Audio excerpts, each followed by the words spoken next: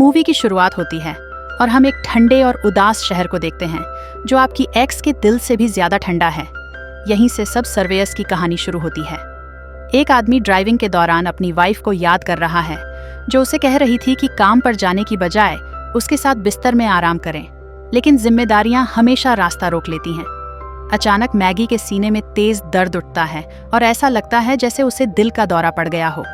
इसके बाद हमारा हीरो निक अपनी बेटी और छोटे बच्चे के साथ कोबल इंडस्ट्रीज जाता है।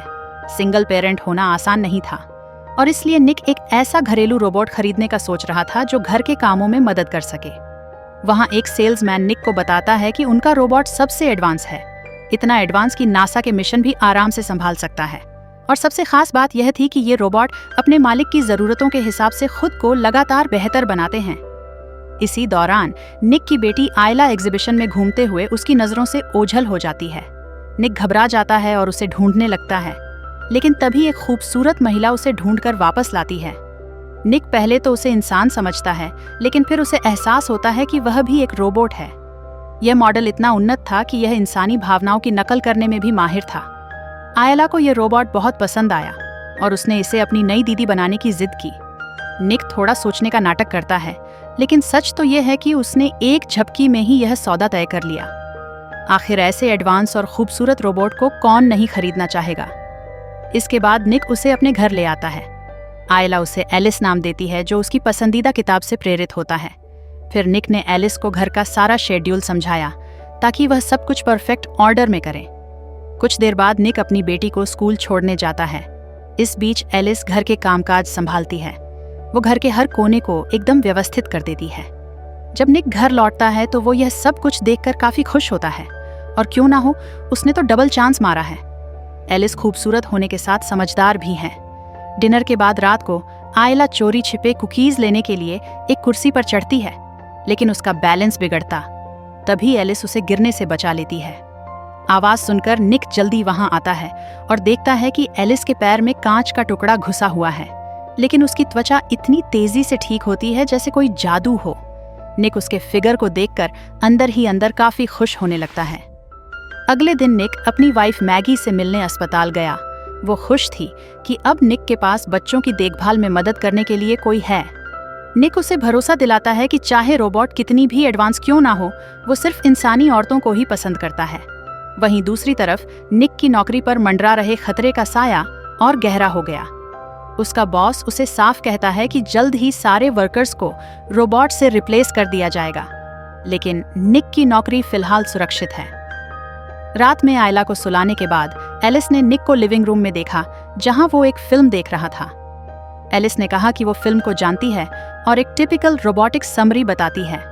निक की यह फेवरेट मूवी थी और वह चाहता था कि एलिस इस मूवी को महसूस करे, इसीलिए उसने उससे फिल्म से जुड़ी सारी यादें डिलीट करवा दी। निक के इस फैसले ने उसकी प्रोग्रामिंग में काफी बदलाव डाले, जिसके अंजाम हमें आगे देखने को मिलेंगे। तभी निक की वाइफ मैगी का फोन आया। उसने बताया कि उन्हें एक हार्ट डोनर मिल गया है और जल्द ही सर्जरी शुरू होगी। आयला घबरा गई, लेकिन मैगी ने उसे तसल्ली दी। बाद में मैगी ने एलिस से बात की। उसने एलिस से कहा कि अगर वह सर्जरी से बच नहीं पाई तो उसे सुनिश्चित करना होगा कि निक ज्यादा शराब ना पिए। वो शराब की बोतलें गैराज में छुपा कर रखता है। यहाँ सीन कट होता है और हम देखते हैं निक अस्पताल के गलियारों में बेचैन बैठा था। तभी उसने एक डॉक्टर को भागते हुए देखा और पूछा, क्या कुछ गड़बड़ है? डॉक्टर ने बताया कि उत्तर से अचानक आई तेज आंधी के कारण दिल लाने वाला प्लेन उड़ान नहीं भर सका। मैगी को अब कोई उम्मीद नहीं थी। उसने निक से कहा कि वह थोड़ी देर के लिए अकेली रहना चाहती है। निक लगभग रोते हुए कमरे से बाहर चला गया और घर आकर पीने लगा। एलिस उसे दिलासा देने के लिए कमरे में आई, लेकिन एलिस अब पहले जैसी नहीं रही। उसने महसूस किया कि निक ने कुछ ज्यादा ही पी ली है, इसीलिए वो उसे रोकने की कोशिश करती है। तभी अचानक निक को एलिस की दिल की धड़कन महसूस हुई। एलिस ने बताया कि उसके पास एक आर्टिफिशियल हार्ट है जो बच्चों को आराम देने और इंसानों के साथ तालमेल बैठाने के लिए डिजाइन किया गया है। लेकिन माहौल अचानक बदल गया। एलिस निक के करीब आकर उसे तनाव से राहत दिलाने के लिए उसके पैंट में छिपे अजगर को जगाने लगी, लेकिन निक ने खुद को संभाल लिया। उसने मैगी के प्रति अपनी वफादारी नहीं तोड़ी और इन गंदे ख्यालों से बचने के लिए वह दौड़ने चला गया। बाद में निक अपने दोस्तों के साथ बियर पीने गया। वे सब मैगी के जल्द ठीक होने की दुआ कर रहे थे।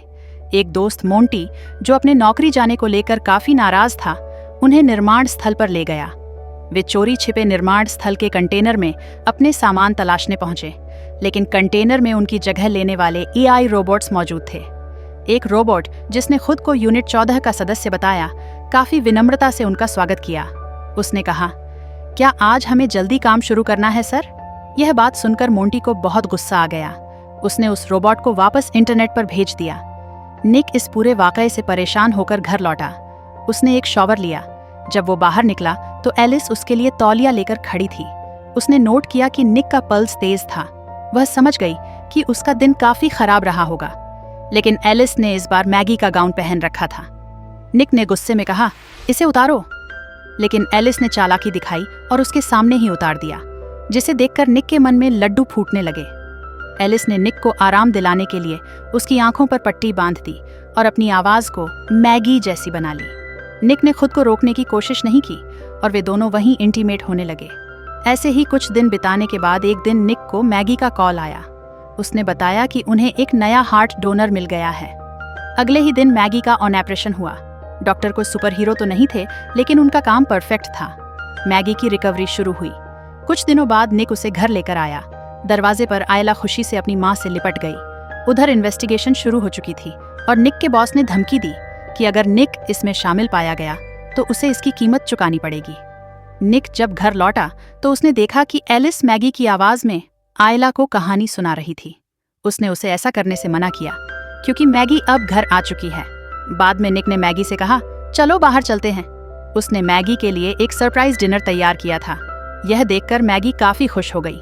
फिर उन्होंने इस रात को रंगीन रात में बदलने का फैसला किया और दोनों शुरू हो गए। लेकिन तभी एलिस ने उनकी रोमांटिक डेट में बाधा डाली। उसने बहाना दिया कि आयला को बुरा सपना आया था और वह अपने पिता से मिलना चाहती है। यहाँ साफ साफ नजर आ रहा था कि वह उनके रिश्ते से जेलस थी। फिर जब निक बाहर जाकर अपना काम करने लगा, उसी समय मोंटी बियर लेकर उससे मिलने आया। मोंटी ने निक पर आरोप लगाया कि उसने लुईज को सब बताकर उसे धोखा दिया है। निक ने सफाई दी कि उसने ऐसा कुछ नहीं किया, लेकिन मोंटी को यकीन नहीं हुआ। दोनों के बीच बहस इतनी बढ़ गई कि यह हाथापाई में बदल गई। मोंटी ने निक को बुरी तरह से पीट दिया। जैसे ही वह उसे और नुकसान पहुंचाने वाला था, एलिस बीच में आई और मोंटी को धक्का दे दिया। फिर मोंटी ने निक से कहा, अगर तुमने लुई से बात करके यह आरोप वापस नहीं लिए तो मैं तुम्हें भी इसमें अपने साथ घसीटूंगा। अगली सुबह निक ने लुई से बात करने का मन बनाया, लेकिन जब वो निर्माण स्थल पर पहुंचा तो उसे खबर मिली कि मोंटी की रात में मौत हो गई। वह अपने घर में मृत पाया गया था। लुई ने निक को कुछ दिनों की छुट्टी दे दी। घर पर मैगी अब भी पूरी तरह से स्वस्थ नहीं थी। वो बाक तब में बैठी थी।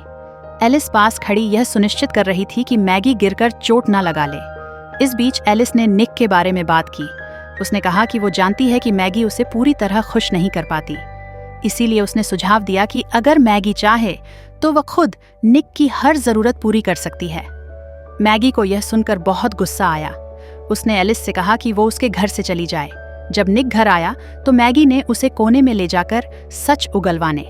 निक ने मान लिया कि उसका एलिस के साथ अफेयर था, लेकिन उसने सफाई दी कि यह कोई बड़ी बात नहीं थी, क्योंकि एलिस सिर्फ एक मशीन है जिसमें कोई भावनाएं नहीं है। मैगी इससे सहमत नहीं थी। उसने कहा, यह विश्वासघात है, चाहे तुम इसे जैसा भी नाम दो। तभी उनके बच्चे के रोने की आवाज सुनाई दी। एलिस उसे बाथरूम में ले गई। जब निक और मैगी पहुंचे तो उन्होंने पाया कि एलिस उसे पानी में डुबोने की कोशिश कर रही थी। एलिस ने कहा कि यह कदम निक की खुशी के लिए जरूरी है। कभी कभी सबसे कठिन फैसले मजबूत इच्छा शक्ति की मांग करते हैं। निक समय रहते मैगी और अपने बच्चे को बचा लिया। मैगी ने मौके का फायदा उठाकर एलिस को बिजली का झटका दिया, जिससे उसके सर्किट फ्रीज हो गए। बच्चे को अस्पताल ले जाया गया।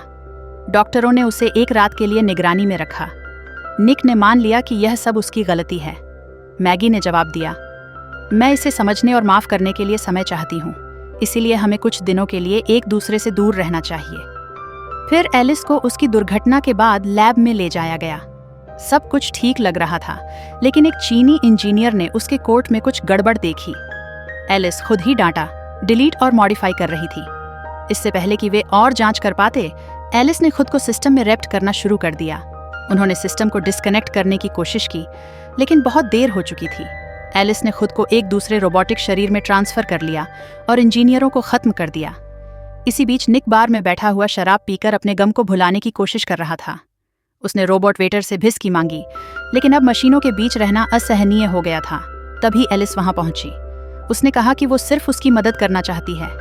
उसने यह भी कबूल किया कि उसने ही मोंटी को मारा है ताकि निक की नौकरी बच सके। गुस्से में निक ने उसे अपनी फैमिली से दूर रहने को कहा, लेकिन एलिस कहाँ रुकने वाली थी। उसने अस्पताल पर कंट्रोल कर लिया और मैगी के बेटे मैक्स को ढूंढने लगी। उसका प्लान था मैगी के दिल को निकालकर खुद को अपग्रेड करना ताकि वो निक का प्यार जीत सके।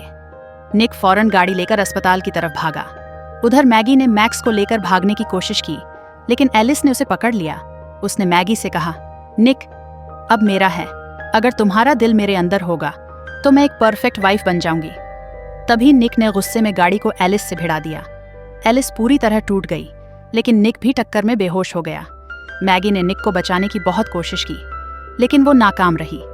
एलिस, जो अब भी काम कर रही थी, मैगी पर हमला किया। निक ने आखिरी बार अपनी ताकत जुटाई और मैगी को बचाया। फिर मैगी ने एलिस को हमेशा के लिए खत्म कर दिया। आखिर में को अस्पताल ले जाया गया। मैगी ने वादा किया कि वो उनके रिश्ते को सुधारने की कोशिश करेगी। दूसरी तरफ रोबोट कंपनी के मालिक ने इस घटना को दबाने का आदेश दिया, लेकिन एलिस हमेशा की तरह एक कदम आगे थी। उसने पहले ही अपनी चेतना क्लाउड पर अपलोड कर दी थी और एक नया और भी उन्नत शरीर बना लिया था। और इसी के साथ यह मूवी यहीं खत्म होती है।